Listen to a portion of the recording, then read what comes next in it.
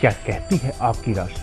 जानिए अपनी कुंडली एवं राशियों का पूर्ण विश्लेषण आचार्य चंदन शांडिल्य जी से। क्या कहती है आपकी राशि?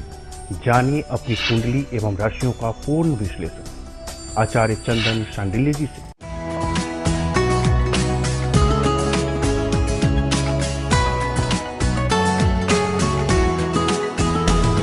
गुरुर्ब्रह्मा गुरुर्विष्णु गुरुर्देवो महेश्वर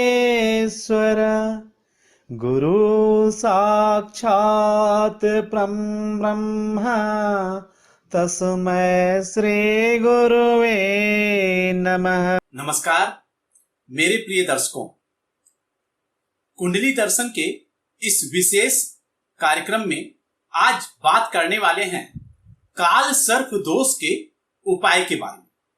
जी हाँ, कुछ छोटे छोटे उपाय, लेकिन ऐसे अचूक उपाय कि यदि आपके जन्म पत्रिका में काल सर्प दोष लगा हुआ है और आप काल सर्प दोष की वजह से प्रभावित हैं, परेशान हैं और आपके जीवन में उस दोष के कारण कैरियर में बैरियर लगा हुआ है, हर तरफ अंधकार ही नजर आता है, तो आप इनमें से कोई भी एक उपाय यदि कर लेते हैं तो आप काल सर्प दोष से मुक्ति पा सकते हैं। उसके दुष्प्रभाव में कमी निश्चित रूप से आने वाली है।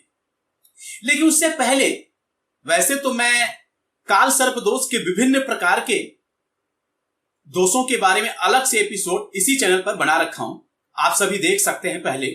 लेकिन इस कार्यक्रम में भी पहले हमें समझना होगा, क्योंकि कुछ नए दर्शक जरूर आते हैं, कि काल सर्प दोष आखिर है क्या। अक्सर इतने वर्षों के ज्योतिष के काल में और मेरे ज्यादातर जो दर्शक हैं उनमें अक्सर मैंने इस बात को लेकर भयभीत होते हुए देखा है कि पंडित जी, मेरे कुंडली में काल सर्प दोष लगा हुआ है, जिसके वजह से मैं अपने व्यवसाय में तरक्की नहीं कर पा रहा हूं, या मैं अपना मकान नहीं बना पा रहा, या मेरा पर्सनल लाइफ डिस्टर्ब है, या मुझे संतान प्राप्ति में समस्या हो रही है, या हमारे कैरियर में बैरियर लगा हुआ है। तो आखिर इस बात को समझना होगा कि ये काल सर्प दोष आखिर होता क्या है और कैसे बनता है और कितने प्रकार का काल सर्प दोष है। एक बात समझें, यदि किसी जातक या जातिका की कुंडली में राहु और केतु के एक्सेस में बाकी सभी ग्रह, अर्थात कि बाकी जो 7 ग्रह हैं, सूर्य, चंद्रमा, मंगल, बुध, बृहस्पति, शुक्र और शनि, यदि ये सभी ग्रह राहु केतु के एक्सेस में 180 डिग्री के अंदर में आ जाए तो पूर्ण रूप से काल सर्प दोष बनता है। लेकिन यदि चंद्रमा, सिर्फ चंद्रमा, सिंगल ग्रह यदि चंद्रमा बाहर हो तो आंशिक काल सर्प दोष बनता है। लेकिन चंद्रमा को के अलावा कोई भी दूसरा एक ग्रह यदि बाहर हो जाए, मान के चलिए आपके सभी ग्रह अंदर हैं लेकिन कोई भी एक ग्रह बाहर है, लेकिन वो चंद्रमा नहीं हो, जैसे कि बुध बाहर हो या मंगल बाहर हो या बृहस्पति या शुक्र या शनि या सूर्य, मतलब कोई भी बाहर है, तो आपकी कुंडली में फिर काल सर्प दोष नहीं बनेगा। इस बात को अब आप लोग समझ गए। अब यहां बात करेंगे कि आखिर काल सर्प दोष से ऐसा क्या समस्या होता है जिससे हम परेशान हो जाते हैं। देखो, सबसे पहले काल सर्प दोष को हमें समझना होगा। अभी आपने जाना कि राहु और केतु के वजह से ये काल सर्प दोष बनता है। अब राहु जो है वो मुख्य रूप से राहु का नक्षत्र भरणी है और इसके स्वामी यमराज हैं। यमराज जिसको साक्षात काल कहा जाता है। मौत के समय आपको पता है कि हमारे प्राण को लेने के लिए यमराज आते हैं, बोलते हैं कि काल तुम्हारे सिर पर आ गया। आम भाषा में भी आप और हम बात करते हैं कि इसके सिर पर तो काल नाच रहा है, काल इसके करीब है, तो यमराज को काल भी कहते हैं। तो वहीं यदि केतु की बात करें तो केतु जो हैं वो मुख्य रूप से इनके नक्षत्र आश्लेषा नक्षत्र माने गए हैं और इनके स्वामी सर्प माने गए हैं। अब आप समझ गए काल सर्प दोष कैसे बन गया राहु और केतु से। ये टेक्निकल बातें आपको मैं दावे के साथ बोलता हूं कि 99% को आपके YouTube वीडियोज में नहीं मिलेगा सुनने को, ना किसी टीवी चैनल पर आपको अभी तक किसी भी ज्योतिषकार या पंडितों ने बताया होगा। तो चूंकि राहु काल का सूचक है और केतु सर्प का सूचक है, तो राहु और केतु के बीच में जब कोई ग्रह, सभी ग्रह यदि आ जाते हैं तो ऐसे में काल और प्लस सर्प अर्थात कि काल सर्प दोष बन जाता है। और यदि किसी जातक या जातिका अर्थात कि किसी पुरुष या स्त्री के कुंडली में काल सर्प दोष बन जाता है, तो ऐसे में आपको व्यवसाय संबंधित समस्या आ सकती है, आपके धन में समस्या आ सकती है, आपको पारिवारिक समस्या आ सकती है, आपको संतान आदि में समस्या आ सकती है, संतान प्राप्ति में समस्या आ सकती है। ऐसे जातक जातिका को कई बार जीवन भर कोई ना कोई कष्ट लगा रहता है। लेकिन यहां पर हमें एक बात और ध्यान देना है कि क्या राहु केतु इतने पावरफुल ग्रह हैं कि वो कुंडली के बाकी सभी शुभ ग्रह के प्रभाव या शुभ योगों को निष्प्रभाव कर देंगे? जी नहीं। यदि आपके कुंडली में कोई दूसरे ग्रहों की स्थिति अच्छी है या कोई शुभ योग लगा हुआ है या केंद्र और त्रिकोण बलवान है या केंद्र और त्रिकोण में शुभ योग या शुभ ग्रह बैठे हुए हैं, तो ऐसे में काल सर्प दोष का प्रभाव निश्चित रूप से आपके जन्म पत्रिका में कम होगा। हालांकि यहां पर एक बात आप लोगों ने जरूर सुना है कि कुछ लोग इसको काल सर्प योग भी बोलते हैं, काल सर्प दोष के बदले काल सर्प योग भी बोलते हैं। अब ऐसे में एक बात आप समझें कि कुछ कुंडली में कुछ जातकों को यह दोष बहुत तरक्की भी करवाया है और योग बना दिया है। जैसे कि पंडित जवाहरलाल नेहरू या फिर पाकिस्तान के भूतपूर्व शासक जुल्फिकार अली भुट्टो, ऐसे बहुत सारे गणमान्य व्यक्ति हैं जिनके कुंडली में ऐसे दोष लगे हैं, लेकिन अपने अपने क्षेत्र में वो शीर्षस्थ पदों पर स्थापित हुए हैं। अब काल सर्प दोष करता है कि आपको संघर्ष करवाता है। ऐसे में यदि आप अत्यधिक संघर्ष करेंगे तो आपको निश्चित रूप से कई बार संघर्ष करने के बाद सफलता प्राप्त होगा। ठीक उस प्रकार से जैसे सोने को आग में जितना ज्यादा सुनार गलाता है या तपाता है, सोने की निखार उतनी ही ज्यादा आती है, सोने में चमक उतनी ही ज्यादा आ जाती है। तो आप समझ गए कि कई बार काल सर्प दोष काल सर्प योग भी बना देता है। अब यहां पर हमें एक बात समझना होगा कि अब आप समझ चुके हैं कि काल सर्प दोष किसी अमीर व्यक्ति के कुंडली में भी लग सकता है और किसी गरीब व्यक्ति के कुंडली में भी लग सकता है। लेकिन काल सर्प योग के प्रभाव से हमारी बुद्धि भी कई बार डिस्टर्ब होती है, हमारी मैरिज लाइफ, कई बार तो शादी होने में समस्या होती है, शादी होती है तो टूट जाती है, या फिर संतान प्राप्ति में समस्या, संतान भी होते हैं तो संतान को लेकर कष्ट, स्वास्थ्य को लेकर समस्या, जो नॉर्मल हमारी भौतिक आवश्यकता है उन आवश्यकताओं को पूरी करने में डिस्टर्बेंस उत्पन्न होती है। तो यह तो हो गया एक छोटा सा विवरण कि काल सर्प दोष क्या है। और काल सर्प दोष के प्रकार आपको बताना मैं भूल गया, 12 प्रकार के होते हैं। अनंत काल सर्प दोष से लेकर विषधर काल सर्प दोष माना जाता है। यदि प्रथम ग्रह भाव में राहु बैठा हो और सप्तम घर में केतु बैठे हो और शेष समस्त ग्रह राहु केतु के एक्सेस में आ जाए तो अनंत काल सर्प दोष बनता है। उसी प्रकार से अनंत के बाद कुलिक, वासुकी, शंखपाल, पदम, महापदम, तक्षक, ऐसे करते करते विषधर काल सर्प तक है अलग अलग भाव का। इसके बारे में हम अलग से वीडियो बना रखे हैं, तो अभी इस पर चर्चा नहीं करेंगे। आप समझ गए कि 12 प्रकार के काल सर्प दोष होते हैं। अब जरूरी है कि सबसे महत्वपूर्ण पार्ट कि काल सर्प दोष का उपाय ऐसे क्या करें जिससे हमारे जीवन में, यदि काल सर्प दोष से हम प्रभावित हैं तो हम इस समस्या से मुक्ति पा सकें। अब कुछ छोटे छोटे उपाय, आपको बहुत सारे उपाय मिलने वाले हैं, ध्यान पूर्वक सुनना है और वीडियो को स्किप नहीं करना है। देखो, सबसे पहले तो एक बात समझ लें, यदि आप काल सर्प दोष का शांति मुख्य रूप से राहु केतु आदि ग्रहों का और काल सर्प दोष के मंत्र का यदि आप वैदिक ब्राह्मणों के माध्यम से वैदिक मंत्रोच्चारण द्वारा वैदिक तरीके से यदि करवाते हैं तो निश्चित रूप से यह अच्छा होता है। आप इसमें नारायण नाग बलि का पूजन भी करवा सकते हैं या फिर महामृत्युंजय मंत्र का जाप भी इसके बाद करवाना चाहिए और ब्राह्मणों को उचित दक्षिणा देना चाहिए। काल सर्प दोष के लिए यदि देखा जाए, इसके अरिष्ट की शांति के लिए शिव मंदिर में यदि आप 1.25 लाख बार ओम नमः शिवाय का जाप करते हैं या करवाते हैं, आप हो सकता है मान लो काल सर्प दोष का अलग से पूजन नहीं करवा पाते हैं, पैसे का अभाव है, तो आप खुद से भी यदि 1.25 लाख मंत्रों का जाप डेली आप जाए और कोशिश करें 1 माला 2 माला करते हुए काउंटिंग करते रहें, और जब आपका काल सर्प दोष के लिए 1.25 लाख मंत्रों का जाप पूरा हो जाए ओम नमः शिवाय का, तो उसके बाद आप भगवान शिव के मंदिर में ही यदि रुद्राभिषेक करवाते हैं तो इससे भी आपके कुंडली में काल सर्प दोष का जो प्रभाव है ये लगभग कम हो जाता है।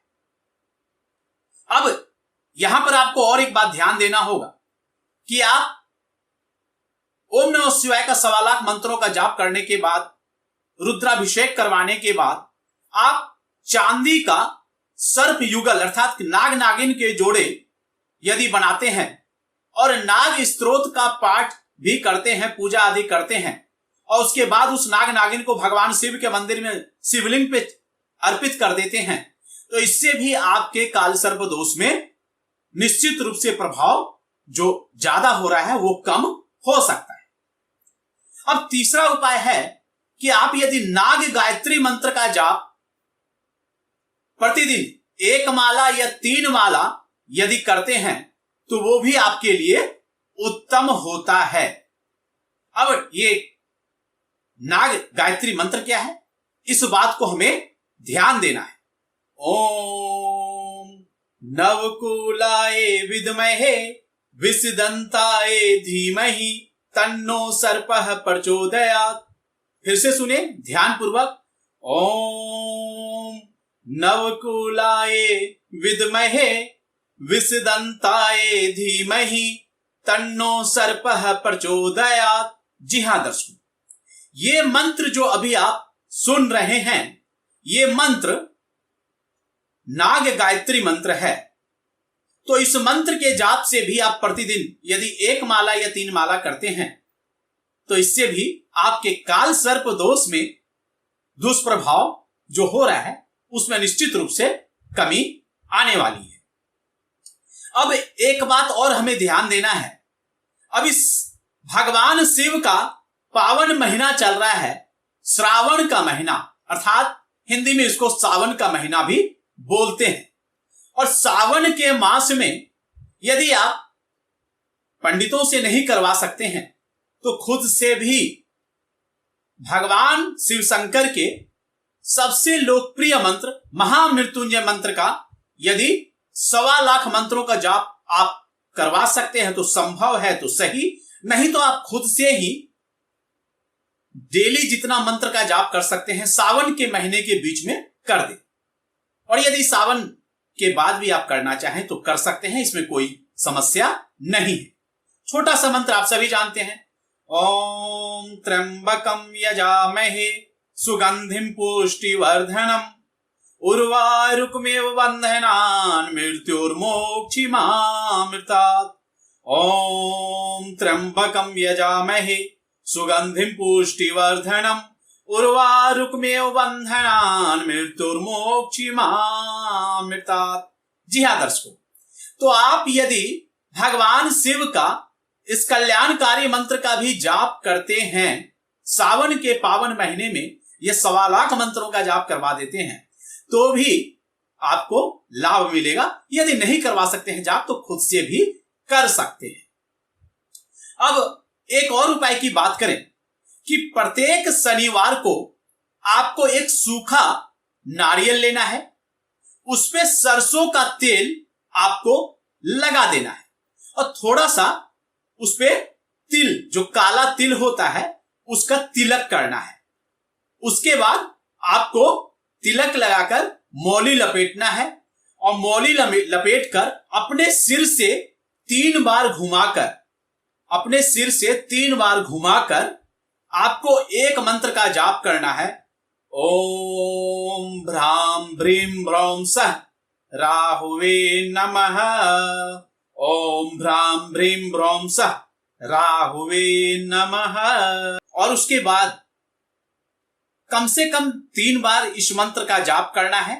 और 3 बार इस मंत्र का जाप करने के बाद उस नारियल को आपको बहते हुए जल में विसर्जित कर देना है, प्रवाहित कर देना है। ऐसा कम से कम आपको 7 शनिवार अवश्य करना है। इसके अलावा आपको एक कार्य और कर सकते हैं। शनिवार के ही दिन प्रत्येक शनिवार को यदि कुत्तों को दूध आप पिला सकते हैं और चपाती यदि डाल सकते हैं, अर्थात की रोटी डाल सकते हैं कुत्तों को, कौवों को या गौ माता को, तो ये सब भी आपको सही रहेगा। खास करके आप रोटी जब बनाते हैं तो रोटी में थोड़ा सा तेल सरसों का लगा देना है। और प्रथम रोटी, खास करके यदि गौ माता को खिला रहे हैं तो प्रथम रोटी, कुत्ते को भी आप प्रथम रोटी खिला सकते हैं, कौवे के लिए भी खिला सकते हैं। इससे भी काल सर्प दोष में निश्चित रूप से शांति आती है। अब एक और महत्वपूर्ण बात देना है ध्यान, कि यदि काल सर्प दोष के कारण आपके वैवाहिक जीवन में बाधा आती है तो जातक या जातिका को दोबारा से शादी करना चाहिए। विधिवत रूप से दोबारा से शादी करें। और दोबारा जब गृह प्रवेश हो दुल्हन का, जब दोबारा से गृह प्रवेश आप करवाते हैं तो घर के चौखट पर आपको चांदी का स्वास्तिक का चिन्ह पहले बनवा लेना है, उसके बाद ही गृह प्रवेश करवाना है। इससे भी वैवाहिक जीवन में यदि काल सर्प दोष की वजह से समस्या आ रही है तो उसमें निश्चित रूप से कमी आती है। इसके अलावा आप एक और उपाय कर सकते हैं। घर में यदि मोर का पंख या मोर के पंख के बदले आप मोर का पंखा भी किसी पवित्र स्थान में रखते हैं और भगवान शिव का ध्यान करते हैं, भगवान शिव का मंत्र ओम नमः शिवाय, बहुत सिंपल सा मंत्र आप सभी जानते हैं, कल्याणकारी मंत्र। सुबह उठते ही इस मंत्र का आपको जाप करना है और सोने से पूर्व इस मंत्र का जाप करके उस मोर के पंख वाले पंखे से आपको पहले भगवान को हवा करना है, फिर खुद को भी हवा करना है। इससे भी आपके काल सर्प दोष के दुष्प्रभाव में कमी आती है। इसके अलावा आप प्रत्येक संक्रांति को, संक्रांति जैसे मकर संक्रांति आता है जब मकर राशि में सूर्यदेव प्रवेश करते हैं, उसी तरीके से जब हर प्रत्येक राशि में सूर्यदेव प्रवेश करते हैं तो अलग अलग संक्रांति होती है। तो किसी भी संक्रांति अर्थात कि प्रत्येक संक्रांति के समय गंगा जल में आप थोड़ा सा गंगा जल, थोड़ा सा गौमूत्र का छिड़काव अपने घर के सभी कमरों में नाग गायत्री मंत्र जो मैंने पहले आपको बोला उसको पढ़ते हुए आप यदि छिड़काव करते हैं तो उससे भी आपके जीवन में काल सर्प दोष का समस्या का समाधान होता है। लेकिन उसके बाद आपको छिड़काव करने के बाद थोड़ा सा अनाज, 7 प्रकार के अनाज यदि हो तो ज्यादा अच्छा है, या फिर चावल, वस्त्र, फल आप किसी अंध विद्यालय या किसी फिर गरीब मजबूर व्यक्ति को या अपंग व्यक्ति को भी आप दान करते हैं तो इससे भी आपके काल सर्प दोष में समस्या में राहत जरूर मिलती है। अब यदि किसी स्त्री की कुंडली में इस समस्या के वजह से संतान प्राप्ति में निश्चित रूप से यदि बाधा आ रही है तो नाग पूजन विधि पूर्वक यदि वो नहीं भी करवा सकती हैं तो वो स्त्री किसी भी वट वृक्ष समझते हैं, बरगद का जो पेड़ होता है, बरगद के पेड़ में के पास आपको 108 बार घूमना है और ऐसा 300 दिन आप यदि करते हैं तो लगभग इस दोष के कारण जो आपको समस्या हो रही है वो समस्या समाप्त हो जाती है। लेकिन आपको एक कार्य और करना है कि वो 27,000 परिक्रमा पूरा होने के बाद मनसा देवी का दर्शन या फिर भगवान शिव के किसी पवित्र मंदिर का दर्शन आपको अवश्य करना चाहिए। और भगवान शिव का आप चाहे तो उसके बाद रुद्राभिषेक अपने घर में या किसी मंदिर में भी करवाते हैं, तो इससे भी आपके जीवन में लाभ अवश्य मिलता है। इसके अलावा अब अगले उपाय की ओर बात करते हैं कि यदि आप अनंत चतुर्दशी का व्रत कर सकते हैं तो अनंत चतुर्दशी के व्रत से भी इस दोष का प्रभाव निश्चित रूप से कम हो सकता है। अब हमें एक बात का ध्यान देना है कि कुंभ का जब महापर्व आता है तो उस पर आप यदि स्नान करते हैं, स्नान करने के बाद भगवान शिव के मंदिर में जाते हैं और ओम नीलकंठाय नमः, ओम नीलकंठाय नमः, ओम नीलकंठाय नमः, इन मंत्रों का जाप भी यदि करते हैं तो इससे भी आपके जीवन में काल सर्प दोष से मुक्ति मिलती है। इसके अलावा बुधवार के दिन यदि आप शुक्ल पक्ष के किसी भी शुक्ल पक्ष के बुधवार से अब ये उपाय शुरू कर सकते हैं। नीले या काले रंग के वस्त्र में आपको उड़द की दाल, साबुत उड़द की दाल और मूंग की दाल एक मुट्ठी बांधकर आपको उस जब काले या नीले रंग के वस्त्र में बांध देते हैं तो उस पोटली को अपने सिर से 7 बार घुमाकर आपको किसी भी वट वृक्ष के 21 बार परिक्रमा करना है, राहु का बीज मंत्र बोलते हुए ओम राम ब्रीम ब्रोम सह राहुवे नमः। इस प्रकार से राहु का बीज मंत्र बोलते हुए आपको उस पोटली को उस वट वृक्ष के नीचे आप रख सकते हैं, या फिर बहते हुए जल में यदि कहीं आसपास बहता हुआ जल हो तो उसे प्रवाहित कर देते हैं, तो वो भी बहुत ज्यादा लाभदायक होता है। अब एक और उपाय बता देते हैं क्योंकि वीडियो बहुत लंबा हो जाएगा। उपाय तो बहुत ज्यादा है, मैं सोचा था कि कम से कम आपको 25 से 30 उपाय या 50 उपाय बताऊं, लेकिन वीडियो काफी लंबा हो गया। अब एक और उपाय बताते हैं, इसके बाद समाप्त करते हैं। किसी भी कृष्ण पक्ष की, कृष्ण आप सभी जानते हैं हर मास में 2 पक्ष होता है। अंधेरे का जो पक्ष होता है वो कृष्ण पक्ष होता है और उजाले वाला शुक्ल पक्ष होता है। तो किसी भी कृष्ण पक्ष की पंचमी तिथि से आपको शुरू करना है, उसके बाद प्रत्येक पंचमी तिथि के दिन आपको यह करना है। क्या करना है उस बात को ध्यान देना है। आटे आपको अपने घर में, अपने किचन में जो आटा है, गेहूं का आटा, उस आटे का और उड़द के दाल को पहले भिगो देना है। सबसे पहले उड़द की दाल को भिगो दे, उसको थोड़ा सा आप गीला कर लें और उसके बाद आटा जब गूंथे तो उसमें मिला दें। उसमें जब मिला देते हैं उसके बाद उससे नाग और नागिन बनाएं। उससे नाग नागिन बनाकर आप नाग गायत्री मंत्र जो मैंने आरंभ में बताया उस मंत्र का जाप करें, और उस मंत्र का जाप कम से कम 1 माला या 3 माला करें। और करने के तत्पश्चात आप उस नाग नागिन को किसी बहते हुए जल में विसर्जित कर दें, या शिव मंदिर पर आप जाते हैं तो वहां पर भी रख सकते हैं। हालांकि मंदिर में रखना आपको नहीं देगा कोई पंडित जी, तो शिव मंदिर में हो सकता है तो पूजन कर लें, उसको फिर बहते हुए जल में विसर्जित कर दें। और ऐसा आपको हर पंचमी को करना है। जब तक आपको लगता है कि जीवन में समस्या कम नहीं हो रही है तब तक कम से कम करना है।